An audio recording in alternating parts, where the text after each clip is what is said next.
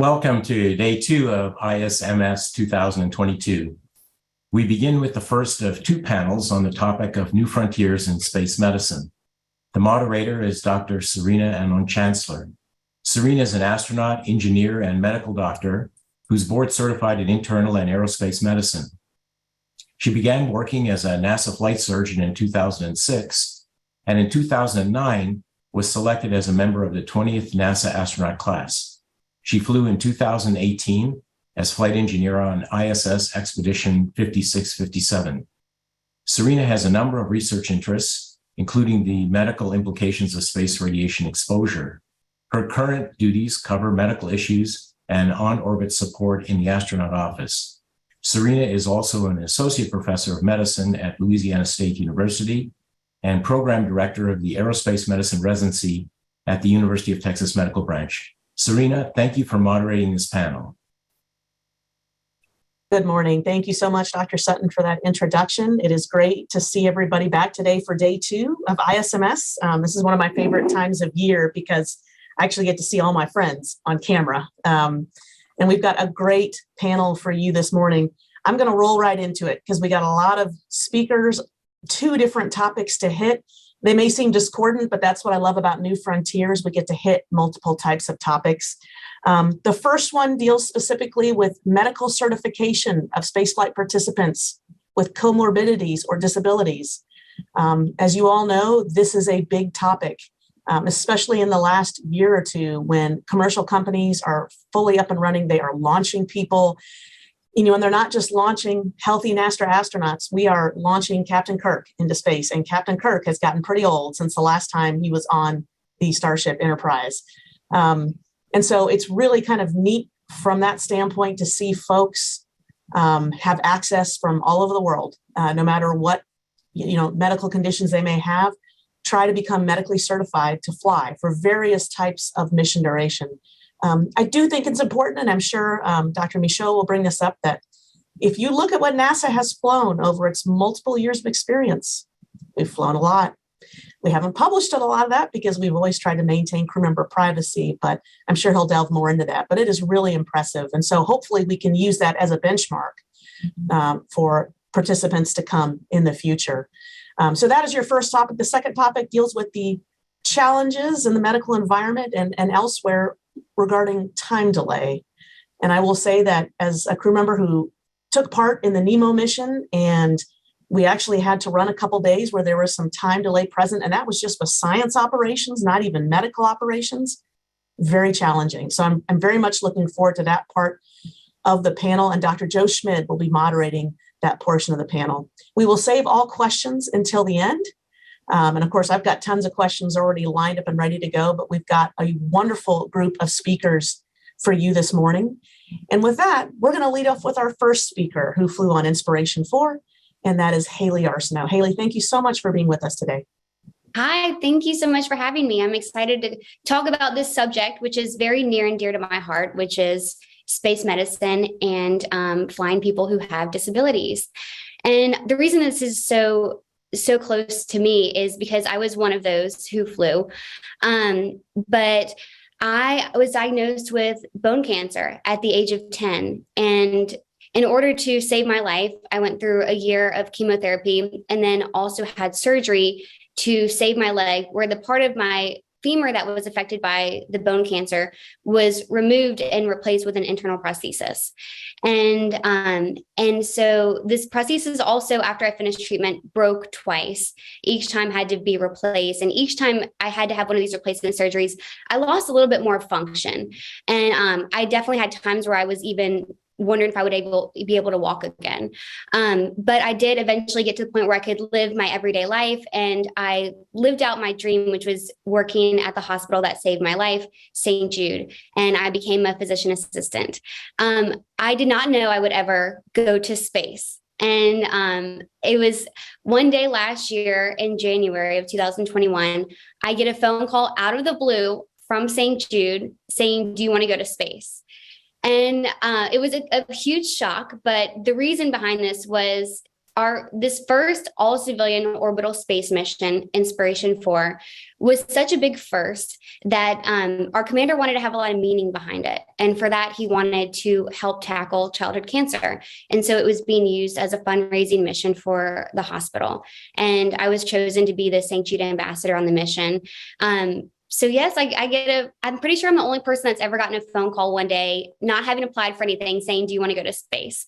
But of course I say yes. And then we start the very fun training process. But I was pretty nervous to start training. I knew that I was going to be the first person to ever go to space with a prosthetic body part. Our first training exercise was centrifuge training. And I casually went to visit my orthopedic surgeon a few days before and just kind of said, oh, my leg should be fine with the G-forces, right? And he goes, probably. He said, the only problem is if it goes like this. And he basically reenacted, or he tried to show that my leg could possibly explode because they just weren't sure with all the G-forces how it would handle it. And so I remember sitting in that centrifuge chair, getting strapped in and just kind of thinking, I hope this goes well, but also feeling the weight of, I was the first person to go to space with a prosthetic body part, but somebody had to be the first. And how beautiful that was that I got to be the first and try it out, even though there were a lot of aspects of the mission that we just weren't sure how they would go. The next thing that we did for our training was our crew bonding exercise, climbing Mount Rainier. And I can tell you that climbing a mountain is not something I ever thought I would do. Because like I said, there were days I never knew if I would even be able to walk again. And I was not sure I would be able to climb the mountain, even despite having about a month to prep for it. But we did climb the mountain. It was about 9.5 hours through the snow up the mountain, and I did it. And it really showed me that I was the one that had been putting limits on myself. But surprisingly, with all the training, what I had the most difficulty with was sitting in my chair for launch. And we realized this in training. It was our first launch simulation where we were training in real time. And so we were strapped in about 2.5 hours before our liftoff. And during those 2.5 hours, my leg was strapped down, and I couldn't move it. And it started feeling stiff and hurting. And I had so much pain just sitting in the position for launch that I started sweating and crying, and the launch simulation had to be paused. And I was so embarrassed because I kept saying, I'm still the toughest crew member, but I was so upset because I said, how did my leg do great climbing a mountain, but it can't sit in this seat for launch? And many of you know Anil Menon. He was our flight surgeon at SpaceX, and he really comforted me by saying, nobody with a prosthetic body part has ever been in space. So this is new for us, but we will fix this. And ultimately, they did redesign my footrest so that my leg was more extended, and so that I was able to launch to space without any pain. My leg did great with launch and reentry, and it felt absolutely perfect in orbit. We had a successful mission. I had a medical officer's hero moment in orbit, which is a story for another day. But it was just really incredible to get to become an astronaut through this private mission. And I'll tell you that becoming an astronaut was never my dream, but that's because it was never possible for me. I never could have become a NASA astronaut with my health history. And I was really excited to have been given this opportunity through a private mission to show the world who can fly in space. And being the first person with a prosthesis, it was N of one, but it was data. And we knew that it was a success. And this conversation of space medicine and flying people with comorbidities and disabilities is not new. But I'm really grateful that this conversation has started, and it started before my time so that I was able to fly. And I'm really excited to continue this conversation. So thank you all. Haley, thank you so much. And for that perspective, I think that's exactly what everybody wanted to hear, because it's such a unique perspective from your end as the flyer. With that, I'm going to roll right into our next speaker, Dr. Oleg Kotov. I think he is still on. Oleg? The floor is yours. Good morning, my colleagues, my friends. I guess I'm very glad to be with you today. It's a long time and we have met together, and ISMS is a good platform to meet together and to discuss such interesting topics as we are going to discuss today. So, as my background as medical doctor, and from my career in aviation space medicine, and I was in military medical academy, graduated from military medical academy, and started working for GCTC, Gagarin Cosmonaut Training Center, as a crew surgeon, as a medical doctor for crew member selection, and finally I was selected as a crew member. Flew 3 times on ISS, 3 times as a Soyuz commander and twice as station commander. Now I'm retired from Cosmonaut Corps and working for Institute of Biomedical Problem in Moscow, and responsible for science experiments on the board in biomedical area. And again, so this is one of my task is create new criteria for cosmonaut or astronaut selection, health status selection, and depending on their role in the mission, about their position, career, are they going to be professional cosmonaut, or that they selected for a single flight for specific mission. And we understand that all health criteria are absolutely different, because space medicine is very move forward, understanding what is the specific criteria we need to perform mission for any crew member or flight participant. That's it. So I'm ready to pass the mic to you, Serena. All right. Oleg, thank you so much for your input. With that, I'm going to move to Dr. Vince Michaud from NASA headquarters. Good morning, everybody. It's great to be back with you again. One of my favorite conferences of the year. And this is certainly a subject that we've explored for quite a while now. And I'll try to detail that. But I'm the Deputy Chief Health and Medical Officer for NASA, the agency. And in our function at our office, we provide policy and oversight for everything health and medical. In this case, the most important part of that is providing the medical standards for both selection of astronauts and participants, but also the standards for the habitats that the astronauts will work in to make sure that they're safe and optimal for performance. I'll get a little bit more into that, but I would like to start a little bit with the historical discussion about standards. We, of course, have over time selected the best of best to be astronauts. That's kind of a combination of the health standards and a consideration of performance. Our office provides the health standards, and then the selection process considers the performance of the astronauts from the selection group that they have. So I'll talk primarily about the standards, the health standards. And when we look at standards, what we're trying to achieve is an understanding of the physiologic system that we're trying to set the standard for. And you could pick whatever system you wanted physiologically, but we want to understand that and what risk it would impose on the mission or the individual. And then we want to manage that risk as best we can for the mission and the individual. Historically, we look at, like many things in medicine, we look at the population curve, and we look at the folks that are in the normal part of that bell-shaped curve. The reason why we do that is because we understand normal physiology fairly well through experience along the spectrum of delivery of medical care. It gets much more challenging to understand the risk of the folks that are outside of that normal portion of the curve, because there's generally few of those, and it's not really acceptable to take those people in the other ends of the curve and try to test them to failure. That's where our engineers have a leg up on us, in that they can test their parts and their systems to failure. We can't do that. So it's much more challenging to understand what risk those folks that are not in the normal portion of the curve might represent. So it's hard to get there. That's the first aspect, but we take those medical standards and we deliver those then to the engineers who make the hardware that the astronauts work in.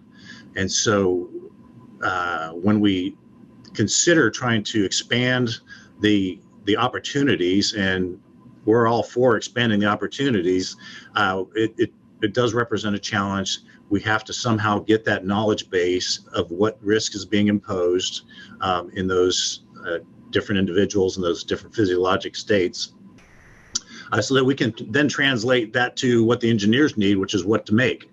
And the new considerations for standards, and we'll be talking about disabilities and such, will impose some challenges that need to be dealt with.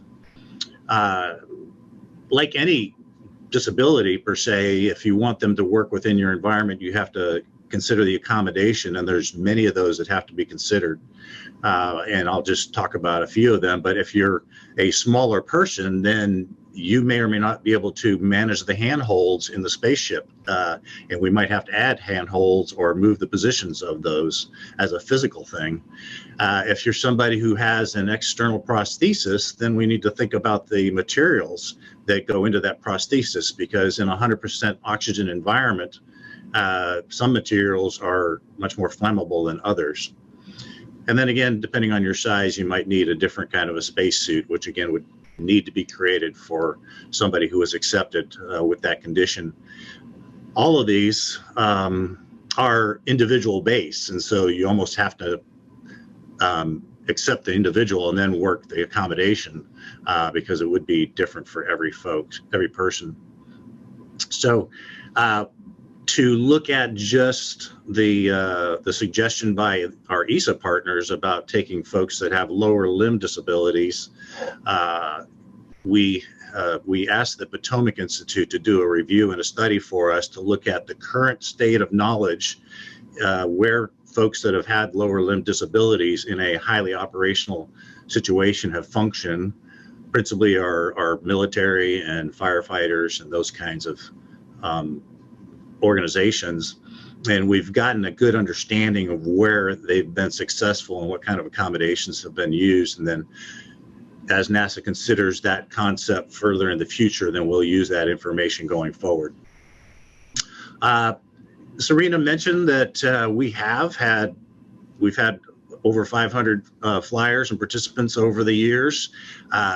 All of those folks are usually at the height of their health when they get accepted, and then they go and they fly sometime between 1 and 3 years after that, maybe longer. The human nature is to have your physiology change over time, and so the probability is that some of those folks might have had some health conditions come up in that period of time that might need to be assessed. And we work really hard to assess those medical conditions when they come up, and then either mitigate them or fix them if we can, so that the individual can fly safe when the time comes. And the reality is we've flown many conditions of folks that have been looked at, and the mitigations have been put in place, or the fixes where needed. And I won't go into actual numbers, but we have had several folks fly with implants in the past. And so we don't, as Serena mentioned, we don't publish that kind of information generally. So the general population doesn't know that, but Haley might not have been the first is the point. But she's the first that she was aware of, and the first that the general population was aware of. So I'll leave it at that. Certainly could go into detail more on all those concepts. Thanks, Serena. Dr. Michaud, thank you so much for your comments. We'll now head over to Dr. Ed Powers from Axiom Aerospace. Hello, Serena. Thanks so much for the opportunity to speak today. It's always an honor to be involved with the international organization such as this. Just a brief few words about myself. I started off life as a biomedical engineer and transitioned over to medicine, and first became an emergency medicine doctor after specialty training and certification, and then discovered the world of aerospace medicine, which is just a bit fascinating and a wonderful career. since that time. So I've got quite a bit of experience in emergency medicine world, but also I was a NASA flight surgeon for 10 years, supported both ISS missions and shuttle missions. So a lot of experience with long duration, short duration missions. More recently, I was director of the Aerospace Medicine Division at UTMB. Dr. Ronak Shah is now director there. I was down at UTB for 5 years. I was also residency director, and Serena, you're the director now. So it's a great handoff and opportunity for you folks to guide that as well. A year ago, I joined Axiom Space, and it was attractive to get back into operational space medicine and look at the challenges that are facing us for commercial space work. And so my current position is Director of Flight Medicine at Axiom Space. Been doing quite a bit of work with that. Speaking of Axiom, you may be aware of the organization. It's very progressive, very rapidly changing and developing. Currently, the missions in front of us right now are bringing private astronaut missions to the International Space Station. We had a lot of success with the AX-1 mission, April of this year, earlier this year. And in the future, what the company is doing is designing the first freestanding private space station, which is a daunting task, as you can imagine, developing environmental control systems and medical support and assessing risk on many, many levels. So that will be constructed module by module, attached to the ISS, and then detached from the ISS as the ISS transitions over and comes to the end of its life. But what's even more exciting is the very far future in suit development. Axiom, as you may know, was awarded the contract to develop the Artemis spacesuit for EVA activity. And of course, that suit would be used for other EVA activity as well, low Earth orbit. But definitely, you can see Axiom is intimately involved with future space exploration. And of course, for the medical docs, it's quite a challenge because there's a variety of people that are involved at each of these levels and all the medical issues that might come up. And as been mentioned by a lot of other people, it's all about risk. It's about us assessing what risks there are. The goal is to, of course, protect the individual and the mission in general, but the challenge is certifying people to fly in space who have a wide variety of potential medical issues. So the current time, as we interface with NASA, we have to adhere to the Med Volume A standards, and there's a long list of disqualifying medical conditions in there for the standard career astronaut.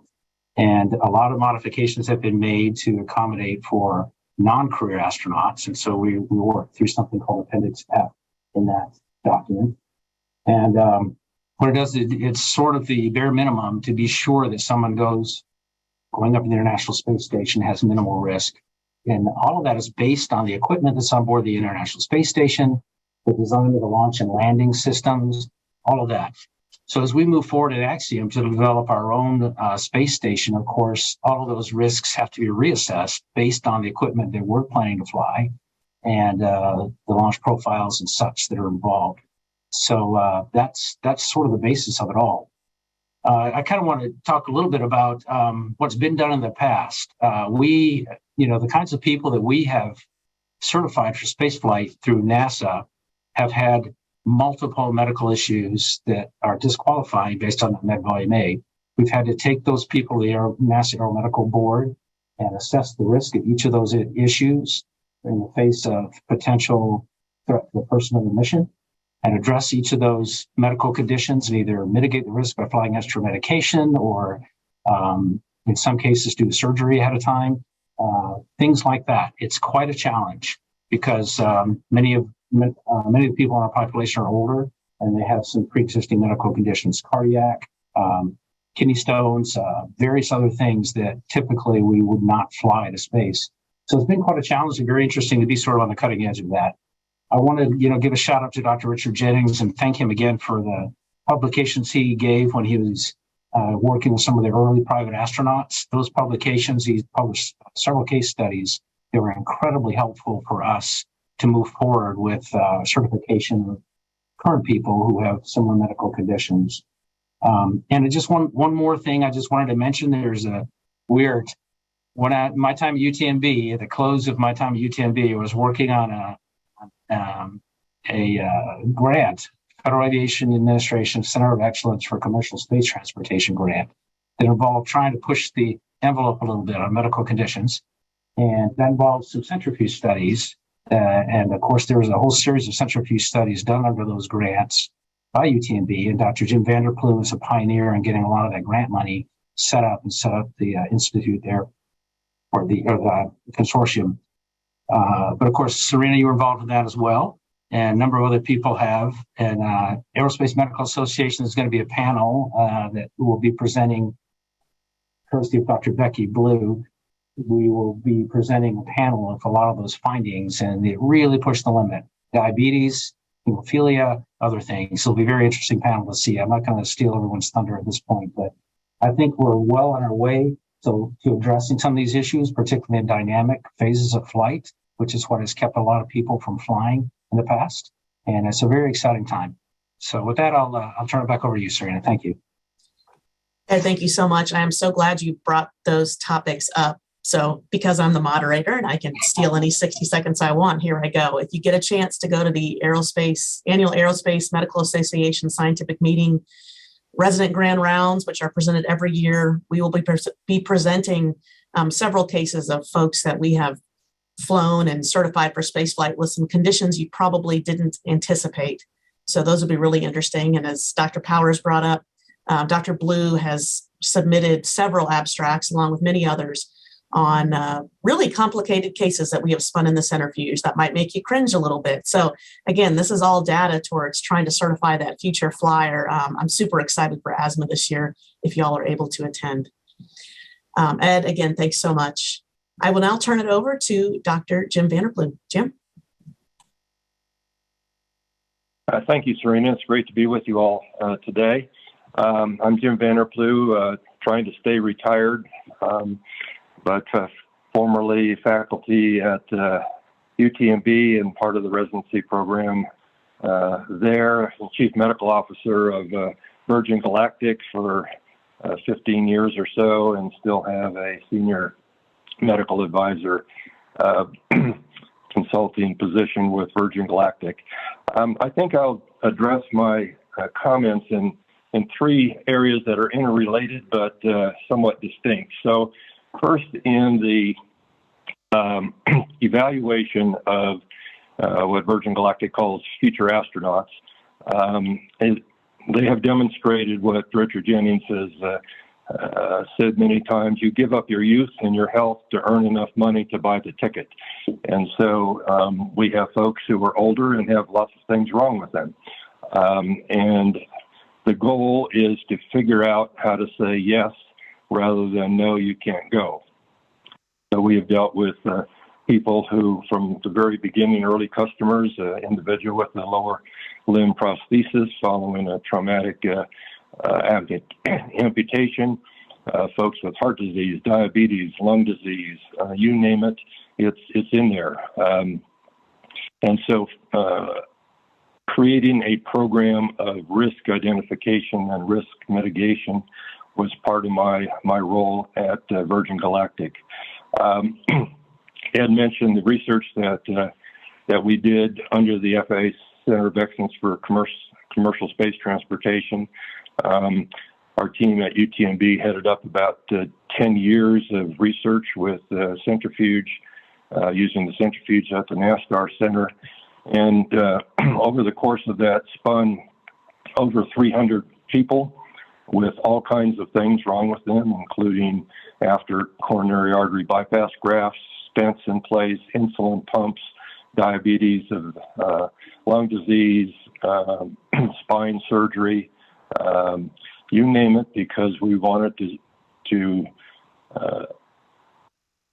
prove that we could safely fly people with a whole variety of both medical as well as physical conditions. And all of that data has been published and is continuing to be explored.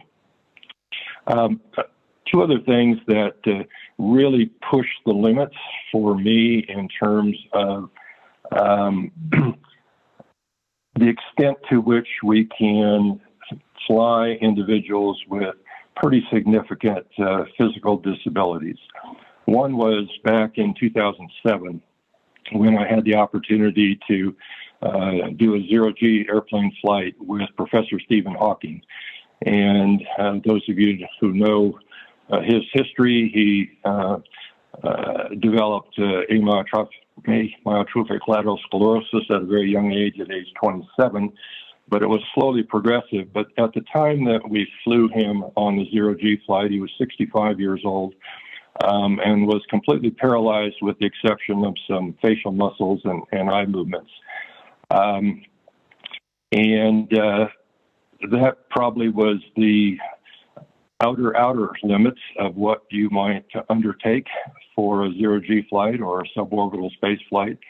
But with lots and lots of preparation and lots of assistance, we were able to do that safely, and the smile never left his face the whole time that he was experiencing those parabolas and the sense of weightlessness within the airplane. And more recently, I've been working with a group called Mission Astro Access. And this is a group that is specifically looking at flying people with physical disabilities, starting with the zero-G flights, parabolic flights, with the goal of opening up space for all, including individuals with disabilities. So last October, we had the first flight. The second one is actually scheduled for next month out of Ellington Field. But last October, we flew 12 individuals, 4 who were blind, 2 who were totally deaf, and 6 with various mobility issues, 2 with lower limb prostheses, 1 individual who was born with no legs and only stumps at the elbow level for arms, and 4 individuals who were in wheelchairs from various reasons of developing paraplegia. It was a real eye-opener for all of us involved in that, and I've come to believe that the ability to fly individuals with disabilities is limited only by our own lack of ingenuity and our bias and preconceived notions about what those limitations mean. What I've told folks who are working on these flights is just tell these individuals what you need, what they need to do, what you want them to do, and then get out of the way. They'll figure it out. They've been living with their disability their whole life in some cases, and they're amazing people, very bright, very intelligent, and would bring a great deal of added benefit to the spaceflight environment. So my point of view is opening space for all means all. And I'm really looking forward to what the future brings along those lines. So thank you very much. Dr. Vanderploeg, thank you so much for your comments. I've already got questions swirling in my head, but we do need to push to the second topic. Just a reminder to anybody attending, go ahead and start throwing your questions in the chat for that first group, and we'll take those at the end. But with that, I'm going to now turn the panel over to Dr. Joe Schmid. Thank you, Dr. Anand Chancellor. I am so excited to be here with you virtually at the Rice Institute and University. Just a brief bio about myself, and then I'll turn it over to my 3 colleagues. So I'm an operational flight surgeon. I'm one of about 15. We've got about 50 to 60 physicians, but we're the ones that are doing the operations. I started off in shuttle, then went to ISS and Soyuz, and now I'm working the Orion vehicle. I also was the increment lead actually when Dr. Ann flew to the ISS, and I'm currently the ISS increment lead as well for Frank Rubio and our crew, including the Russians as well and Japanese astronaut. And after we land Frank Rubio, I'll pick back up and continue my work with the space medicine operations to go back to the moon, which is should be a lot of fun. I've been doing space medicine here at NASA for 21 years, going on 22. I started off in the Air Force doing TAL site support back when we had emergency landing sites over in Africa and Europe.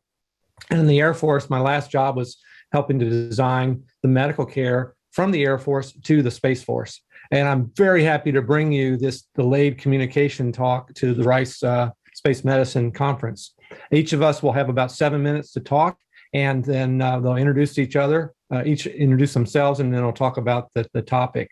So with the problems and opportunities that are in space medicine, I'm happy to introduce delayed communications. And I'll set the thesis up front here. Delayed communications are going to be happening when we go to the moon and onto Mars, and they will completely change the space operations that is currently ground controlled and directed to, and with a few losses of communication, to a nearly autonomous condition of the crew and the vehicle with this delayed communications. It'll also happen over time, and it'll be an insidious shift from the ground control out to where the crew is autonomous and the vehicle's autonomous. And I really believe, and our speakers really believe as well, that this is going to be a whole new science of new problems and also opportunities, and a new manner of enhancements for how we communicate and we mentor from the ground, and new roles and responsibilities that are going to be changing.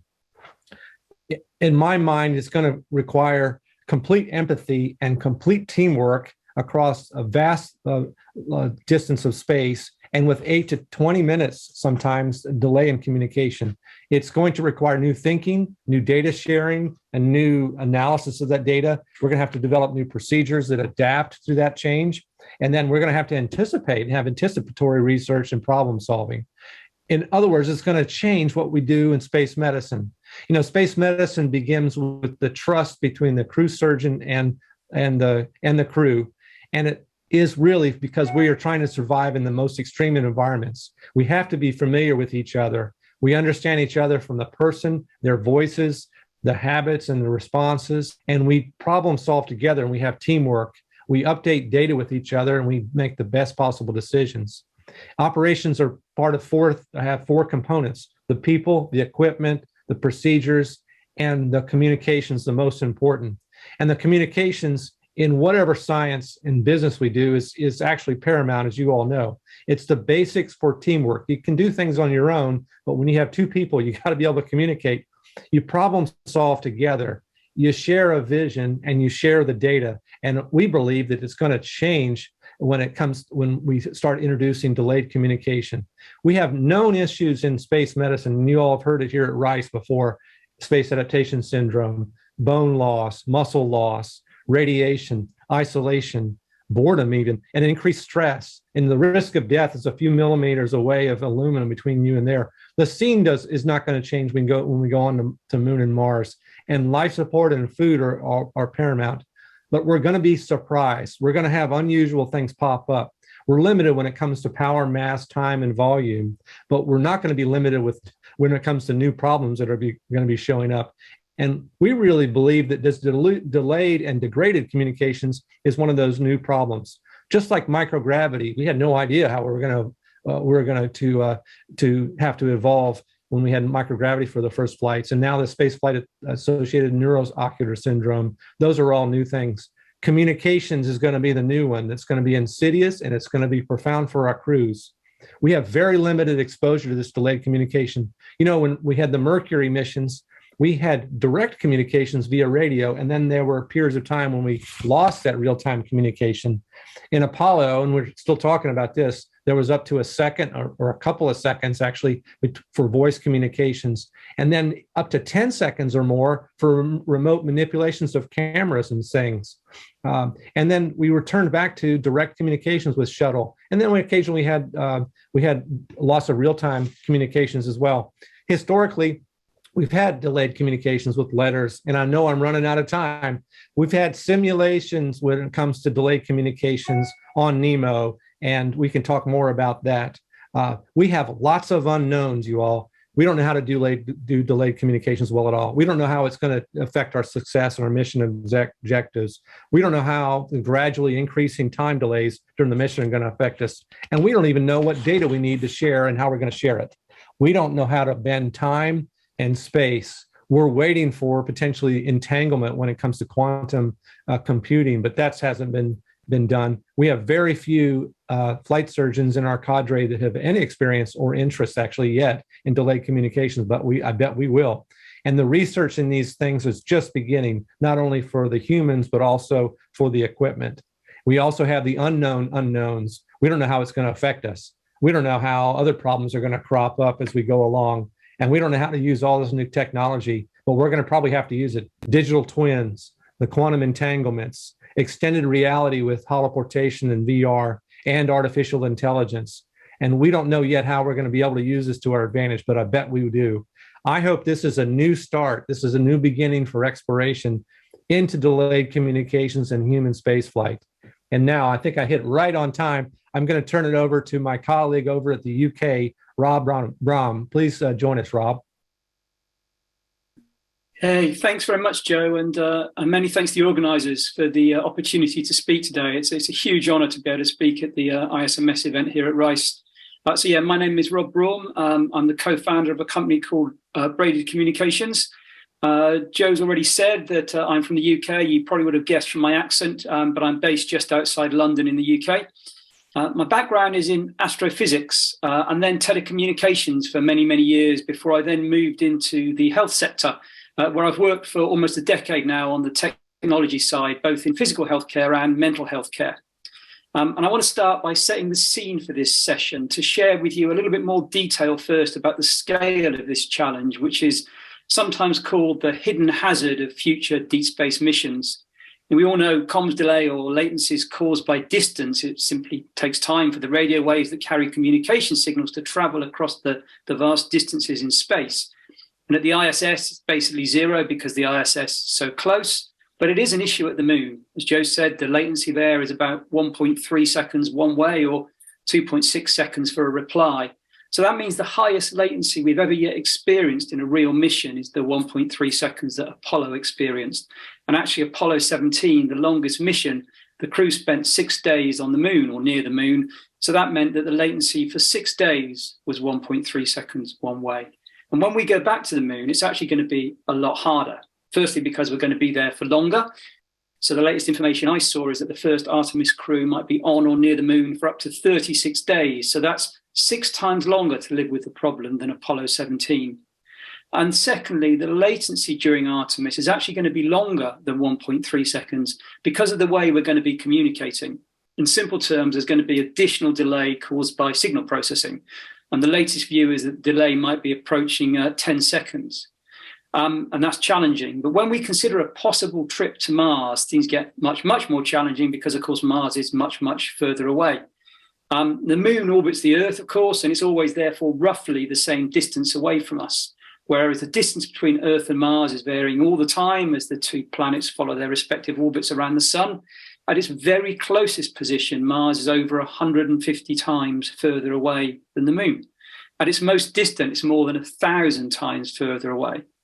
And a journey to Mars and back is going to take many months. As I'm sure most of you know, there are 2 possible mission profiles, often called short and long stay missions. So the shortest possible mission duration is going to be about 15 months, which actually only gives the crew about a month on the surface. And since we've traveled a long way, we might want to stay longer. And that means we need to wait for a return launch window. So a long stay mission is actually going to be nearer 30 months. And during those missions, the crew is going to be exposed to high latency throughout for every single communication back to Earth. There's no shortcut around this. Again, as Joe mentioned, the latency won't just be high. It's also going to be varying continuously. Now, we've actually got some pretty cool animations of future missions showing the relative positions of the ship, Earth and Mars, and plotting the latency. So if anyone's interested, I'd be happy to share those. And on that future Mars trip, of course, the latency starts at 0. And for a typical short stay mission, it's going to reach about 7 minutes one way by the time the crew lands. That's over 300 times more than we experienced with Apollo. And because Earth and Mars are always moving, and at that point they're moving away from each other, the latency is going to continue to grow while the crew is on the surface. And it actually reaches 9.5 minutes by departure day a month later. And even then, after the crew has left Mars and begins the journey home, Earth is moving away so fast that the latency keeps increasing, reaching a peak of over 14 minutes about halfway through the journey home, before then obviously falling back to 0 when the crew returns to Earth. So that's a short stay mission. The long stay missions are an even bigger challenge. 2.5 years at high latency, of which over a year will be more than 15 minutes one-way latency. And the one-way latency peak will be over 20 minutes. Now, as Joe implied in his introduction, for such a sort of pernicious issue, there's been surprisingly little research to date. There has been some, of course.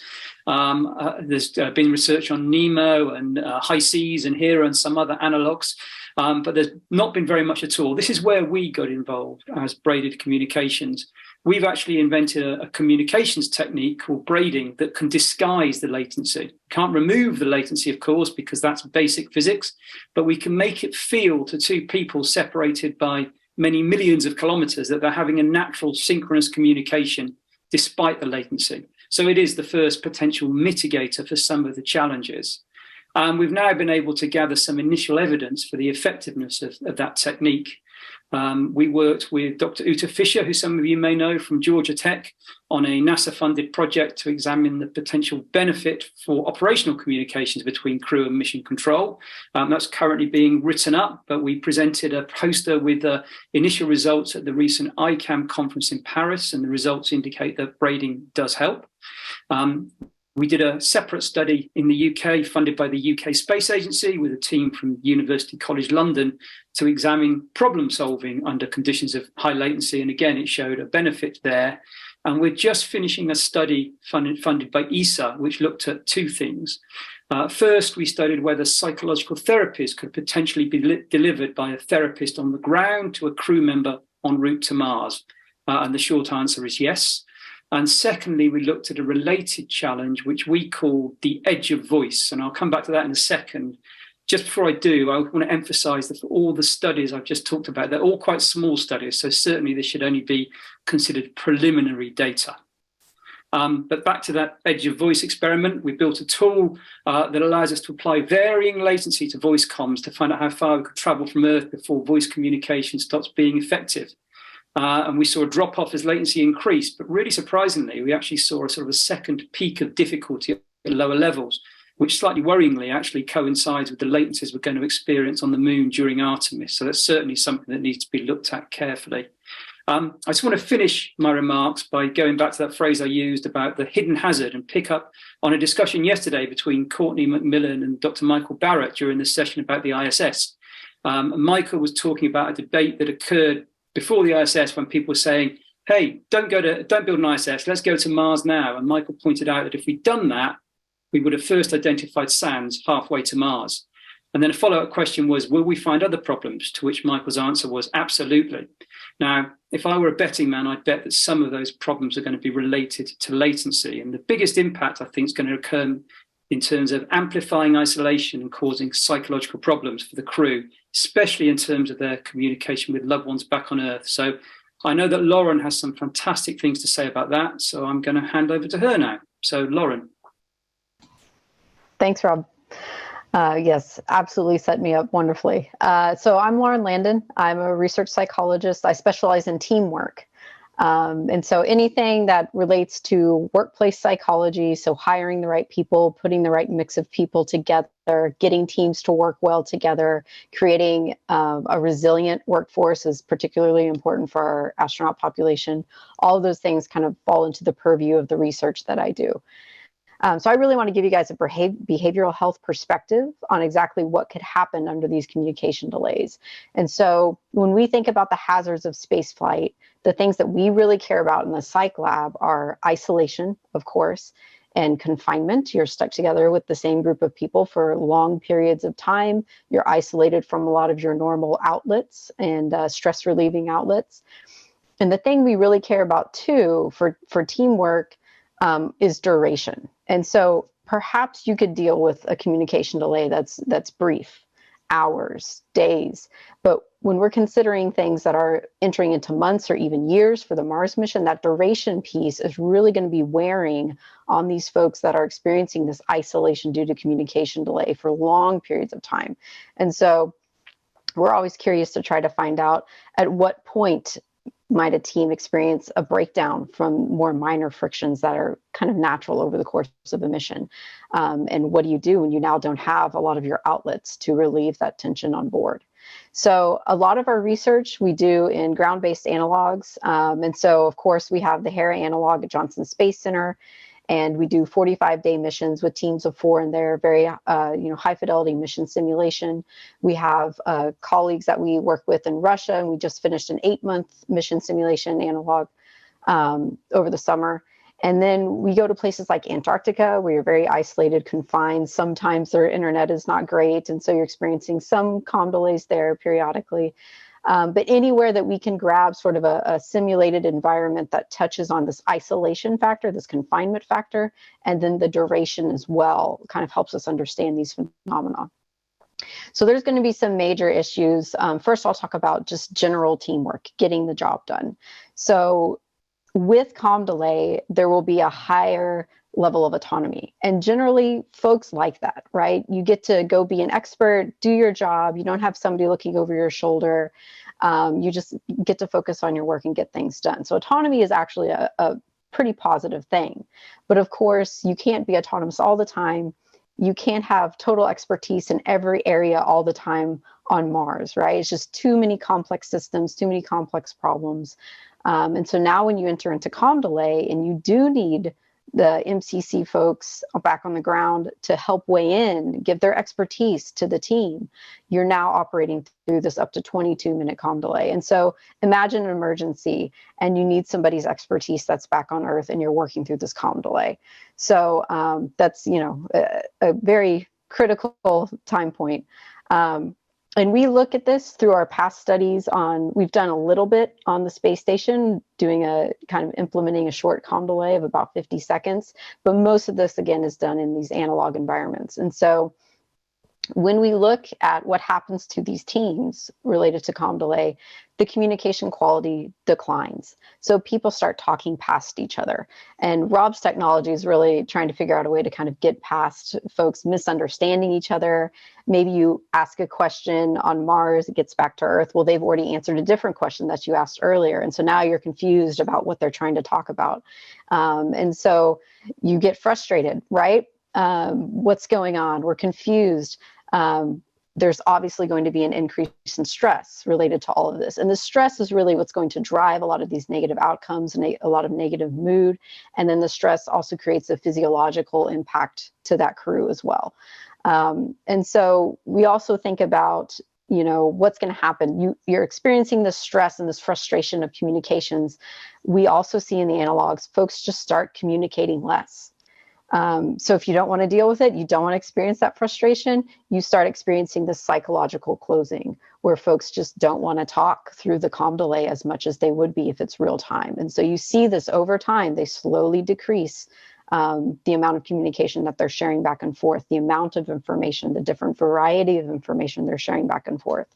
And that can also be extremely harmful for the shared mental models or shared understanding of what's going on in the mission, how to get things done. And it also decreases their cohesion. So we see again in these analog studies, the multi-team cohesion, the space to ground cohesion declines over time. You start seeing these teams sort of separate out into in-groups and out-groups, start viewing the other teams more negatively. And so that cohesion fracturing is also going to be a major problem and a source of stress again.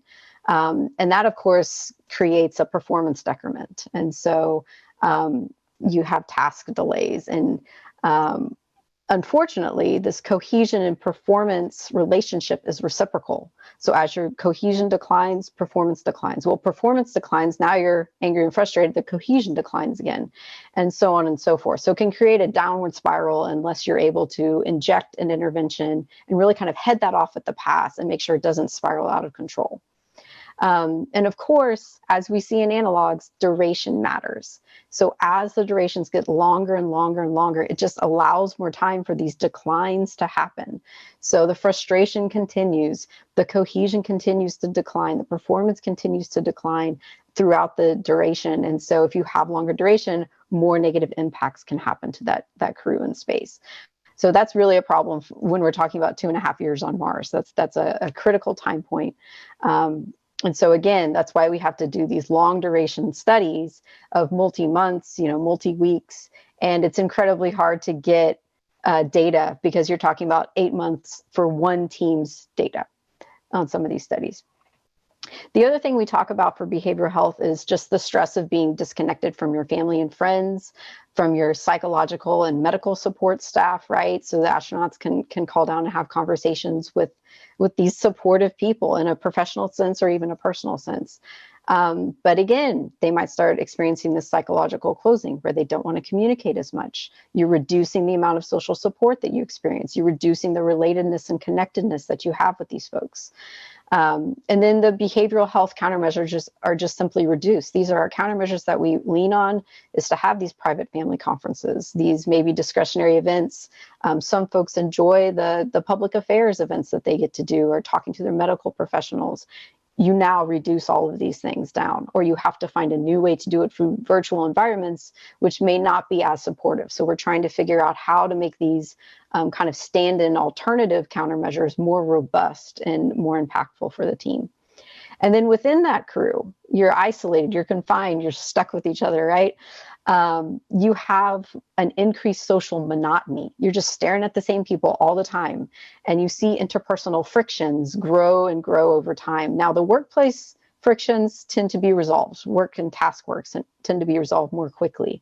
But these interpersonal ones, the more personal issues, we see those lingering and kind of festering over time. And if you see things happening earlier in the mission, we often see those getting larger and maybe becoming more of a problem later on in the mission. So again, duration enters into this issue.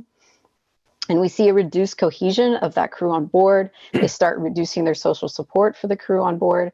And these are exacerbated again. So I think Doug hopefully can give us some hope at the end of this tunnel. And so I'll turn it over to Doug for some solutions and discussion. Excellent. Well, thank you so much for that, Lauren. And yeah, it's definitely an honor to be here at ISMS this year. Hopefully I bring some additional value and interest to the conversation. My original graduate training was in molecular cellular biology. Did a little bit of postdoctoral work in metabolic physiology, and had a little bit of a shift when I came to JSC. I actually worked for KBR as a senior scientist. I've been here for about 18 years now, a little over 18 years. Been involved in a whole variety of research, development, and operational activities. Research-wise, done a lot of ground, parabolic flight, and spaceflight projects on physiological effects of flight, as well as training and guidance methods. Sometimes we're able to combine those, and that includes autonomous operations. A lot of times these involve the use of ultrasound, which we found to be a really good platform, not only for physiological investigation, but also as a fairly user-dependent platform that's good for to investigate training as well as remote guidance type of activities. On the operational side, I've done a lot of requirements and standards work, supported in-flight exams, medical equipment evaluation, selection.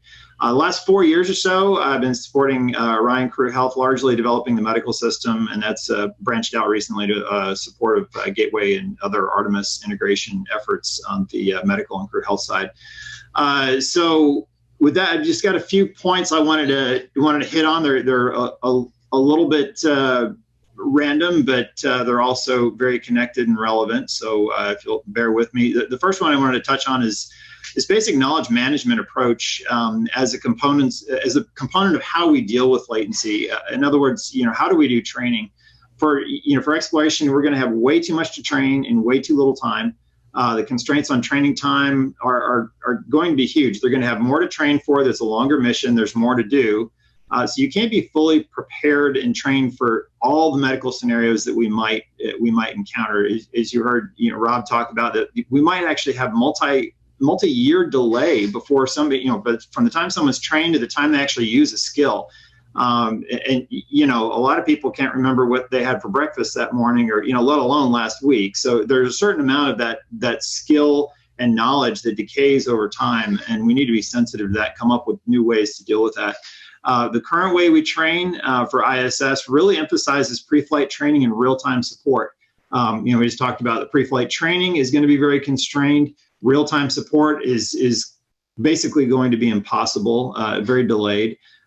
We also use multiple types of products right now. We use one product for pre-flight training, another product for in-flight refreshers, and then yet a third product for actual procedures, which, that just does not support the fly as you train as you fly sort of mantra. So that's one of the things I like to point out and pick on a little bit, that I think we can do better for exploration paradigms. So we really need to move to training of transferable skills, more universal skills, common training and guidance products, and kind of this concept of effective skills. Basically, you need the skills when you need them. You don't need the skills pre-flight. You don't need the skills, a month into flight. If the medical event is going to happen a year into flight, you need effective skills at the time. That leads us into just-in-time training products and those sorts of ideas. We've done a lot of work in these areas recently, both in ground studies and several flight trials. Several years ago, we did a large Trish-sponsored, actually it wasn't Trish back then, excuse me, it was NSPRI, ground study. We had a little over 60 folks participate, split between physicians and non-physicians. We developed a software tool for autonomous training. The thought being that, if you're going to look at these two groups and look at the difference between them, you need to give your non-physicians a chance at doing this. And we thought that was a good analog for what we might be experiencing and the type of system we might use for a Mars mission.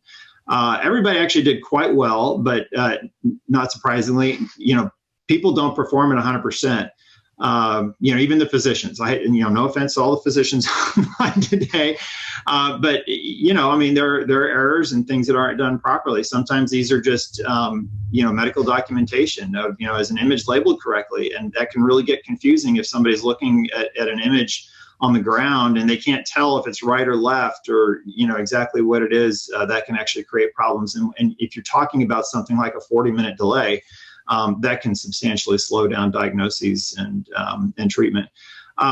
Anyways, the part of what I'm getting at is a lot of our modeling tools that we're using right now to model the medical risk, actually assume that if you treat something, you have the resources on board. If you treat it, it's going to be treated at 100%. And, we all know that's not the case. I mean, they do model best case, worst case, but the reality is even in a best case, we don't always diagnose it correctly. We don't always treat it correctly.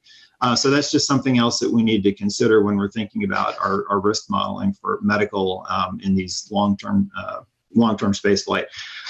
We've also done, we actually took that same software and evolved it into an ISS version of the software called Autonomous Medical Officer Support.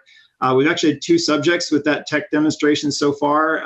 We had remarkable success that with both autonomous bladder and kidney scans. Those are the only 2 modules that we've built into that right now. But it's only an N of 2, but they really did quite well. The other thing we have to remember is the ISS crew has a substantial amount of general ultrasound skills.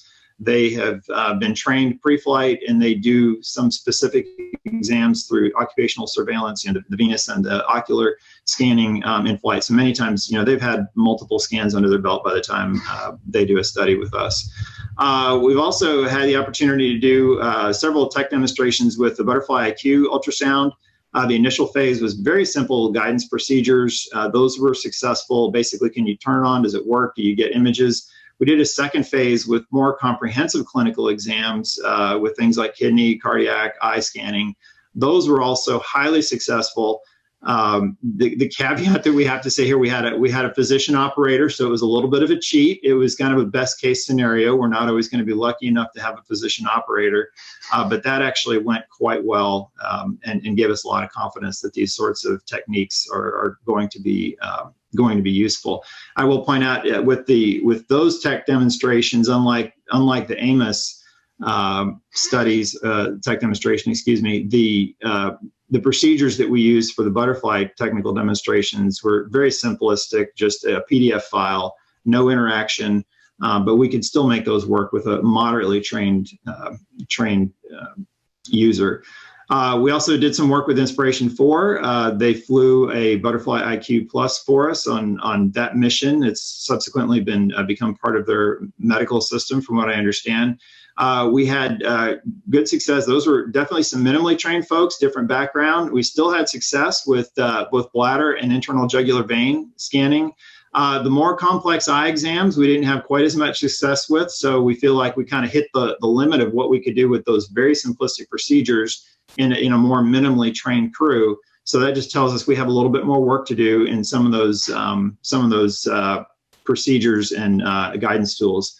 We're also very much looking forward to doing additional work on Polaris Dawn. We're partnering with Level X to build more advanced training app for the internal jugular vein, and really looking forward to how those results go. We'll be looking at, again, both the physiology of that as well as the ability of them to use those tools and collect relevant images completely autonomously.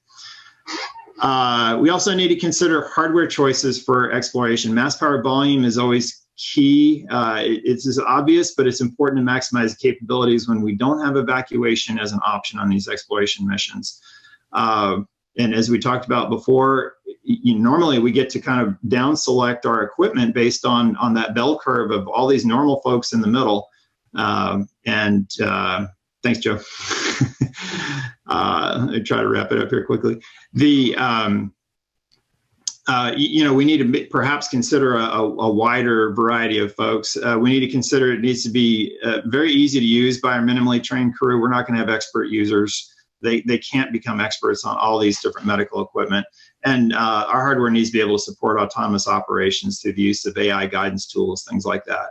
Another quick point, machine learning and artificial intelligence can be used as both data collection and diagnostic aid. Most folks think of this as a diagnostic tool, but really, when you think about it, these image recognition can help you on image collection and the front end of this, as opposed to just a diagnostic type activity. The other thing to keep in mind is that even when we're on Mars, crew do not need to be fully autonomous. You might have some calm dropout times, but Rob talked about the different delays that we have. So the just-in-time and diagnostic tools can help prepare for optimal data packages for transmission to Earth. You give the crew a way to get ahead, remain productive while waiting for feedback from the flight surgeon. So it's, we don't have to consider this a complete isolation situation. We don't have to have an end-to-end diagnosis and treatment situation. Data integration is another big point. We need to have that supported by vehicle infrastructure. We've really been struggling with that on Orion. We got in kind of late with our requirements. We don't have a very well integrated system. We need to move away from this idea of a med kit and move to more of a med system mentality for better capabilities, and offload the crew from all that task loading of having to move data around manually and deal with all that. And I'd just like to end with the fact that also, as Rob mentioned, our Artemis communication delays right now are projected to be somewhere in the 6 to 12 second range because of the additional latency introduced mostly by ground systems.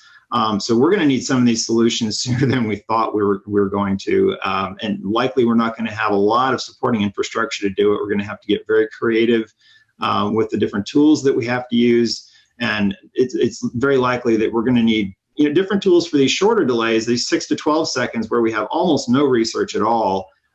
Those tools are probably going to look a little bit different than the ones that we use for a 20-minute delay, for example. So anyways, those are my thoughts, a few things to hopefully spur a few thoughts and questions. And with that, I'll pass it back to Joe. Thank you very much, Dr. Ebert. And Serena, I don't like to talk about, use the word booming and when it comes to space flight, but business is booming. We have so many things to work on. And really, this has been a blue ribbon panel. I'll hand it back over to you, Serena. All right. Thank you, Joe. We have about 5 minutes left for questions from the audience. I'm going to, moderator, as a moderator, I'm going to throw out the first one because I've always wanted to ask this, then I'll start reading them from the Q&A. And this is, if we could have our panelists turn back your cameras on, that'd be great. Pediatrics, how do we see kids on future commercial space vehicles, medical certification, ethics. Any preliminary thoughts on the flying of children as commercial spaceflight participants? And I could pick on Jim, but I won't necessarily pick on Jim or Ed. Well, I'll jump in quickly first. So what we'll have to change first is at least in the U.S., is the informed consent requirement that it be self-signed, age 18 and above. But assuming we can get past that, there are in the queue children in Virgin Galactic and probably in other providers as well. I think it's coming. I think we will need to deal with it. I think there's likelihood of families chartering a whole flight, so parents and kids along. The tricky part will be that, my pediatrician friends say the kids are not just little adults. They have a different set of medical concerns to deal with, and we have zero experience in that. So it will be a challenge, but I think we will be facing that probably sooner than we think. All right, thank you, Jim. There is one question in the chat. I'll go ahead and read it out, and just so folks know that our next panel actually deals with this topic pretty well, but it says commercial space companies have been approaching medical screening and operational support very differently. Some even choosing not to have aerospace medicine trained physicians on staff. There are no regulations or standards currently. What can the space medicine community do to help these companies along their way and perhaps provide some more education? So I will toss that out to the group if there's anybody who would like to preliminarily answer that. But just as a reminder, we will be hitting upon this topic with the next panel moderated by Dr. Michael Barrett. I'll kick it off real quickly. It does take experience, and you have to have training. And so the commercial companies, I'll put a plug in, perhaps they ought to sponsor a few interns and residents and or put some money towards the education. Dr. Jennings, I know, has been trying to do that for years. The Air Force and other folks train their folks, and perhaps the commercial folks ought to do it. It is different from emergency medicine. It's different from internal medicine and family medicine. And having done this for 21 years, the requirements are very different. Communication and working with engineers, as well as all the safety concerns and operations, similar to deployments. So these commercial companies can really ask questions and perhaps bring in some consultants, either NASA and some of the commercial space flyers. But I think they ought to put some money towards it, just like they train engineers and bring them over. I would say that to answer the question directly, that we as a community can market the value of a fully trained specialist, because that way our commercial and private vendors can be educated consumers. Right now, they don't know what they are or are not getting if they choose somebody who's partially trained, let's say. And so we have to get out there and tell them why you would want a fully trained aerospace medicine specialist to work for you. Vince, completely agree. Ed? Yeah, I just want to comment from the commercial space standpoint.